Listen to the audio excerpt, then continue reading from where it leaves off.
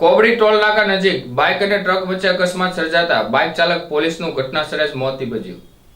Bhavnagar Somnath highway પર અકસ્માતની ઘટના બની હતી, જેમાં પોલીસ કોન્સ્ટેબલને ગંભીર ઈજા પહોંચતા મોત નીપજ્યું હતું। મળતી માહિતી અનુસાર બગદાણા પોલીસ મથક ખાતે ફરજ બજાવતા પોલીસ કોન્સ્ટેબલ કાનુભાઈ ભગવાનભાઈ કામળિયા, ઉંમર વર્ષ 87, રહે દુદાળા મહુવા, બગદાણા, જે પોતાના ફરજ દરમિયાન પોલીસ વિભાગની ટપાલ આપવા માટે નવી પોલીસ બાઇકને સર્વિસ માટે બાઇક લઈ ભાવનગર તરફ આવી રહ્યા હતા। તે વેળાએ તળાજા રોડ ઉપર કબડી નજીક ટેન્કર ચાલકે હડફેટે લીધા ગંભીર ઈજા પહોંચતા ઘટના સ્થળે જ મોત નીપજ્યું હતું। ઘટના સ્થળે મોટી સંખ્યામાં લોકો એકઠા થઈ ગયા હતા અને 108 એમ્બ્યુલન્સને પોલીસને જાણ કરાઈ હતી। પોલીસ તાત્કાલિક બનાવ સ્થળે પહોંચીને મૃતદેહને પીએમ અર્થે ખસેડી વધુ કાર્યવાહી હાથ ધરી હતી।